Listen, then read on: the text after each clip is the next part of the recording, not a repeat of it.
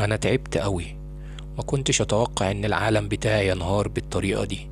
أقصى طموحي لما صحيت النهاردة هو إني أخلص شغلي بسرعة، وإن الجثة اللي هتوصل المشرحة تبقى قضية سهلة. بس زي كل حاجة في حياتي مفيش حاجة سهلة. أكتر حاجة مضايقاني هو إن الوجه الوحيد اللي عرفته طول حياتي وهي الجدة موري تطلع هي أكتر إنسان شرير في القصة كلها. دي أكتر حاجة ممكن تخلي أي حد يحس بإن العالم بتاعه اتدمر لمليار حتة، وما بقاش فيه حتة واحدة بس ينفع إن هي ترجع تاني زي ما كانت. أتمنى إني أعرف الحقيقة بالكامل، وإن كنت متأكد إن معرفة الحقيقة دي تمنها هو إن عمري ما هرجع تاني زي ما كنت، ولا عمر حياتي هترجع تاني زي ما كانت. بس للأسف تمن الحقيقة دايما بيكون غالي. كيرا بعد ما سمع كل اللي سمعه عرف ان العالم بتاعه انهار ومش هيرجع مرة تانية زي ما كان. فقال للست دي: انا عارف ان انت ذكية ومتأكد جدا من ان انت كنت عاملة خطة محكمة. انت بنفسك قلتي ان الخطة بتاعتك خطة عبقرية وتستحق عليها جايزة، بس برغم ان انت ست ذكية حابب اقولك ان الساعة اللي انا لابسها في ايدي دي هي اذكى منك بكتير. عارفة ليه؟ علشان انا سجلت كل اللي انت قلتيه دلوقتي وهفضحك قصاد اهل القرية كلهم. لازم يعرفوا ان الست اللي كانوا مفكرينها طيبة وبتربي حفيد هي مجرد ست شريرة وساحرة عملت كل حاجة وحشة علشان توصل للقوة اللي كانت مع درو، الراجل اللي بيقدر يتواصل مع الأموات. قالت له: ما يفرقش معايا انك تقول لي للناس، كل اللي انا كنت عايز اعمله عملته، فاضل خطوة واحدة بس علشان احصل على القوة دي، وهو اني اموتك دلوقتي واخد القوة دي لانك انت ابن درو. القوة بتتنقل من الاب للابن، بس كده. هي دي القصة بكل بساطة. كيرا فهم ان خلاص مفيش حل غير ان هو هيتواجه مع الشيطان بتاع موري. في اللحظة دي موري اتحولت لشيطان بالكامل، وكيرا كان طول حياته اصلا بيخاف يدخل في مواجهات مع البشر العاديين، لانه هو كان بيحس طول الوقت بان هو لوحده وان هو ملوش اخوات وملوش حد ممكن يقف معاه او يسنده. بس المرة دي والاول مرة في حياته يحس ان جواه زي قوة، القوة دي كأنها مسجونة وبتتحرر وبتطلع لبره. حس فجأة ان هو قادر ان هو يواجه اي حد، والوشم اللي على ايده بدأ يطلع ضوء غريب. هنا كيرا قرر انه يدخل في مواجهة مع الشيطان بتاع موري، وفي الوقت اللي هو بيتواجه فيه معاه مسكه علشان يخنقه. في اللحظة دي وهو الشيطان ده بيموت، موري تتحول لصورتها البشرية مرة تانية وتبتدي تتكلم معاه بشكل فيه حقيقة أو صدق إلى حد ما. لما تقول له: أنا عارفة إن أنت زعلان مني، وعارفة إن اللي بيحصل ده هو المصير الحتمي اللي كنت هوصل له في يوم من الأيام، سواء كنت حصلت على القوة دي أو ما حصلتش عليها. أنا بس حابة أقولك إن كل القصة بدأت بإن أنا حبيت أجرب حاجة جديدة، والتجربة دي كانت هي دي نتيجتها. أنا عارفة إني أستحق المصير ده ومش بطلب منك إنك تسامحني، بس كل اللي بطلبه هو إنك تفتكر إن طول الوقت كنت أي مشاعر بظهرها ناحيتك كجدة هي مشاعر حقيقية كنت أتمنى أديها لحفيدي الحقيقي، بس للأسف حفيدي الحقيقي أنا قتلته بإيدي، فأنا معرفش حفيد غيرك. أتمنى يا كيرا إن أنت ما تبقاش من جواك زعلان ولا شايل جواك حزن أو غضب من ناحيتي. القصة كلها هو مصير أنا اخترته وطريق مشيت فيه، وعارفة إن هو ده التمن اللي أنا أستحق أدفعه. في اللحظة دي ماتت موري، ولكن فضل الشيطان اللي هو كان موجود معاها علشان يقول للكيرا بصوت رهيب: انت مفكر ان القصة خلصت؟ القصة ما خلصتش يا كيرا.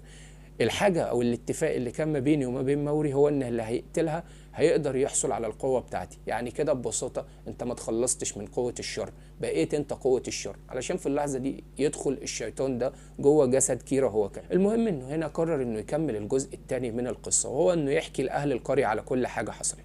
وفعلا يروح عند القصر بتاع درو ويبتدي يحكي لهم ويقول لهم كل حاجة حصلت من 15 سنة، من أول درو ومن أول قصة التواصل مع الأموات لحد المواجهة اللي حصلت بينه وبين موري. الناس كانت واقفة مذهولة مش مصدقة اللي هم بيسمعوه. كل الناس اللي كانوا معتقدين فيهم حاجة معينة اكتشفوا ان هم حاجات تانية خالص. موري اللي كانوا مفكرينها بريئة طلعت هي اصل الشر. بنتها وجوزها اللي كانوا معتقدين ان هم ناس مش كويسين وان هم اللي قتلوا درو يكتشفوا ان هم ناس بريئة وكانوا تحت تأثير السحر بتاعها. ان كيرا اصلا مش حفيد موري ولا هو ابن الست وجوزها اللي كانوا معتقدين ان هم قتلة، لا ده هو اصلا حد تاني خالص. في اللحظة اللي كيرا بيحكي فيها كل دوت يا صديقي تخرج ست عجوزة من وسط الناس اللي واقفين وتقول له: أنا زوجة درو وأنا قررت إني أمشي من زمان لحد ما الحقيقة تظهر، بس طالما الحقيقة ظهرت خلاص وأنت ابني اللي أنا كنت شاكة طول الوقت إنه لسه عايش، أنا مبسوطة إن أنت رجعت وأتمنى إن إحنا نكمل حياتنا مع بعض. في اللحظة دي بدأ كيرا يسمع أصوات بتهمس في ودنه بإن هو يرجع للأموات ويبتدي يعرف أسرار معينة كان طول الوقت عمره ما بيجي في دماغه الحاجات دي. اصلا كيرا كان ما بيسمعش الحاجات دي قبل كده. كيرا بعد ما حكى القصه للناس وحس ان ضميره مستريح وروح بيته علشان ينام، بدا يجيله كابوس غريب بيظهر له فيه شخص شبهه بالكامل وكانه توأمه، بس الشخص ده شرير بالكامل. الشخص ده قال له انت مفكر ان القصة انتهت؟ الشيطان اللي دخل جواك بعد ما قتلت موري مش هيسيبك في حالك. انا التوأم بتاعك وانا موجود في مكان مختلف في جزيرة مختلفة، لو انت عايز تقابلني او عايز تعرفني لازم تتبع الخريطة. فهنا كيرا يرد عليه وهو في الحلم يقول له خريطة ايه؟ قال له دور في الحاجات بتاعت موري علشان توصل لي. انا التوأم بتاعك، التوأم اللي كان مختفي ومحدش يعرف مكانه، حتى انت نفسك ما كنتش تعرف عنه حاجة. كيرا صحي مفزوع من النوم وراح لأمه علشان يعرف القصة دي.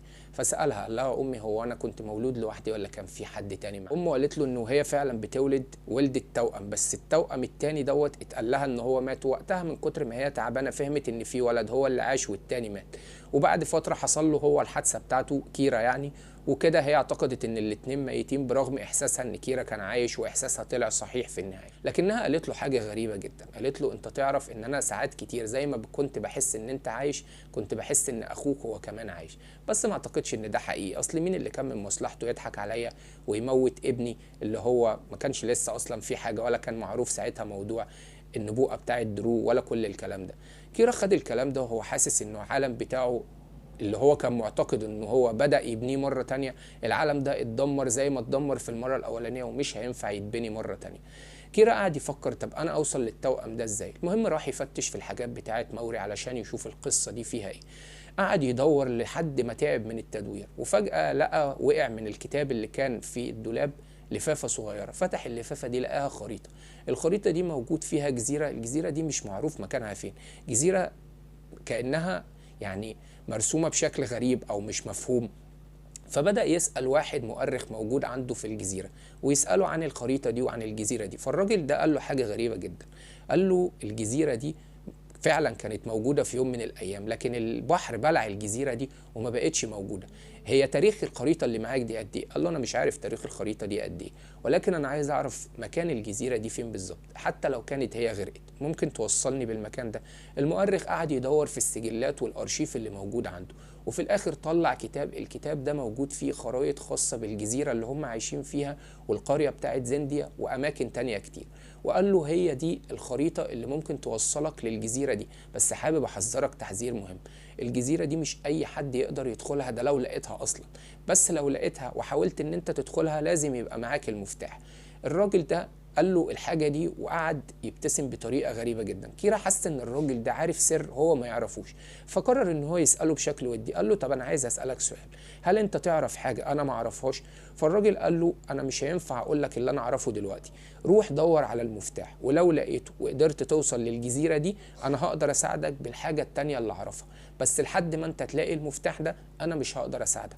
قال له يعني انت كنت عارف موري؟ قال له ايوه انا عارف موري وعارف كل القدرات اللي كانت عندها وكل الحاجات اللي هي عملتها، وعارف القصة اللي انت حكيتها للناس قدام القصر بتاع درو، بس خلاص انا ماليش علاقة بالموضوع ده، لان السر اللي كان بيني وبين موري كان مرتبط بان انا افضل محتفظ بيه علشان اقدر اعيش، لو كنت طلعت السر ده وكشفت اللي هي عملته كنت هموت. المهم كيرا خرج من عند المؤرخ دوت وهو حاسس انه تايه وانه مش فاهم اي حاجة، ولكن قال انا معايا خيط اقدر ادور عليه، بس يا ترى ايه هو المفتاح ده؟ فجأة بيبص كيرا في اللفافة اللي كانت معاه بتاعة الخريطة، فلقى في الظهر بتاعها مرسوم علامة غريبة. العلامة دي تشبه علامة المفاتيح، قال يمكن هو ده المفتاح. فقرر ان هو يدور على حاجة مشابهة للرسمة اللي شايفها في ظهر البتاعة دي على البيت او في البيت اللي هو عايش فيه مع موري. فضل كيرا يدور كتير جدا لكنه ملقاش اي حاجة، وفي الاخر قرر هنا ان هو يوقف تدوير شوية علشان يحاول يعيد ترتيب الاوراق مرة تانية. وقال طب بما ان انا كده كده وعندي قدره ان انا اتواصل مع الاموات، طب ليه انا ما ارجعش لموري واسالها واحاول اعرف بالظبط ايه اللي حصل؟ بس للاسف انا مش عارف القوه دي بتشتغل ازاي، مش عارف انا اقدر ارجع ازاي. كيرا قرر ان هو يجرب حاجه مهمه جدا، وهو انه يقول انا هنام وانا بتمنى من جوايا اني اقابل موري، يمكن اقابلها في الحلم بتاعي. وفعلا كيرا قابل موري في الحلم بتاعه. اول حاجه قالتها له، قالت له انا كنت عارفه ان ده هيحصل في يوم من الايام وانك هتحاول ترجع لي مره تانية، كنت اتمنى ان القصة تبقى انتهت بموتي، بس القصة ما انتهتش. انا عارفة انك بتدور على المفتاح، المفتاح ده بكل بساطة هو رسمة هتحصل بالدم. لما تقابل اخوك وتلاقيه في الجزيرة بتاعته، الجزيرة دي متحوطة بحاجات مش متشافة او بابواب مش متشافة، بس مجرد ما هتحاول تدخل الجزيرة دي وتلاقي حاجة بتمنعك، انت محتاج انك تعمل جرح صغير في دراعك اليمين تحت الوشم اللي موجود في دراعك بالظبط. وعلامة الدم اللي هتنزل من دراعك دي هتبتدي تعمل رسمة الوشم أو رسمة المفتاح اللي في ظهر الخريطة. وبمجرد ما يتفتح الباب وتدخل الجزيرة دي لازم تبقى عارف إن مفيش رجوع. يعني أنت تقدر من دلوقتي ما تروحش لأخوك وما تقابلوش وما تبقاش عايز تشوفه، بس لو قررت إنك تروح لتوأمك اللي محبوس في الجزيرة دي لازم تبقى عارف إن ده المفتاح اللي هتواجه بسببه حاجات أنت ما كنتش تتمنى تواجهها. إما تبقى قد الحاجة اللي هتواجهها أو مش هتبقى قدها وهتبقى خرجت للعالم شر كبير جدا. أنت شايف من وجهة نظرك إن كيرا هيروح يحرر أخوه؟ وإنه لو راح يحرر أخوه هل هيستجيب لقوة الشيطان اللي جواه وينضم لأخوه يبقوا الاتنين بيحملوا قوة شريرة ناحية العالم ويبهدلوا الدنيا ويخربوا القرية بتاعت زنديا وتكون هي دي البداية لشر كبير؟ ولا الأخ ده هيقرر إنه يختار الطيبة ويواجه أخوه الشرير والشيطان اللي جواه؟ بتكون الحلقة الأخيرة لينا في رمضان. كل عام وأنتم طيبين، ويا رب دايما تكونوا في أحسن حال. إن شاء الله حلقة العيد تبقى حلقة رايقة وتبسطكم وبرضه تبقى حاجة جامدة. هي ملهاش علاقة بقى بالسلسلة دي. السلسلة دي لو انتوا طلبتوا ان انا اكملها ان شاء الله اكملها لكم، بس انا سايبها بنهاية مفتوحة علشان حابب اسمع ارائكم. شكرا ليكم، اشوفكم الحلقة الجاية على خير. سلام.